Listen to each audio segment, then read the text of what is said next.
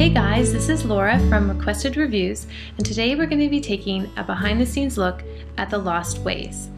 As you can see, I'm on the sales page right now, so what I did, I went ahead and ordered the physical and digital product, and today I'm going to show you the digital product. So here's what I got access to.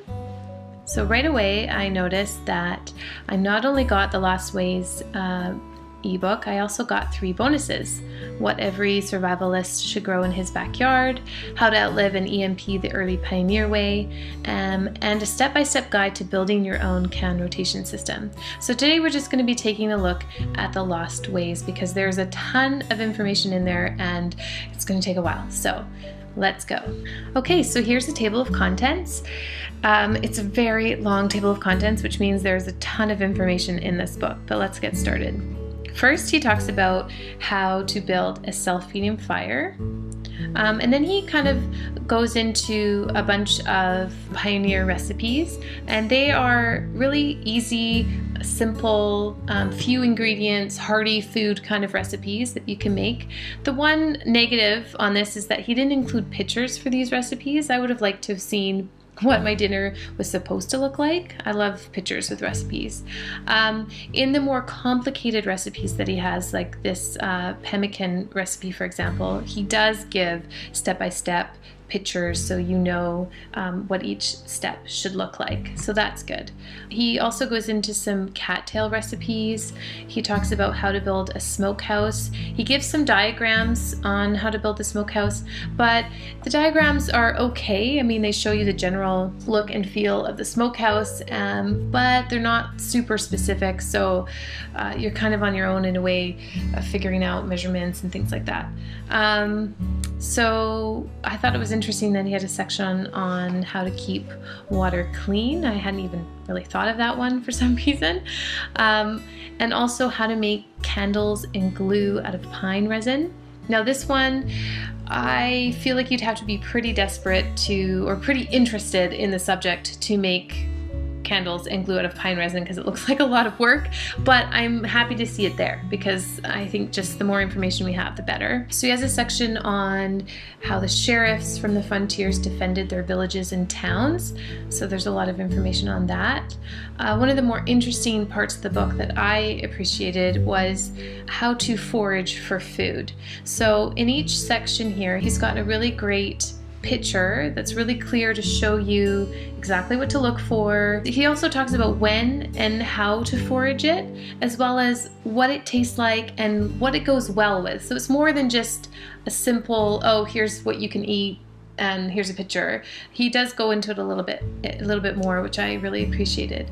Now, keep in mind that this is the kind of thing you might be saying to yourself, well, I can look that up on Google or YouTube or whatever, but the thing is, if anything happens and we no longer have electricity or access to Google or YouTube, this is an awesome thing to have in your house physically, I believe, because then you've got all the pictures, you've got access to it. I don't know about you, but I'm slightly terrified of eating the wrong thing or making myself sick, and so I love how clear his instructions are and how clear the pictures are for what is good food. Another recipe would be on making sourdough and bark bread. The bark bread looked to me to be quite labor intensive. The sourdough, of course, looked simple, but I kind of thought it was cool that you could actually make bark bread and eat it. There's a whole section on trapping beaver and muskrat and the trails and things like that. He gives different diagrams of the different kinds of traps. I love that there's a section here on herbal poultices to help heal wounds, because of course if anything happens and we don't have access to medicines and things like that, this would be a super important section to have around. There's another great section on root cellars. One thing that I thought was interesting was, and I didn't realize that you couldn't just put things into root cellars. There's a way to prepare them for storing them in root cellars, and that was brand new information for me. There's cooking with a cast iron, roasting meats, Dutch oven cooking.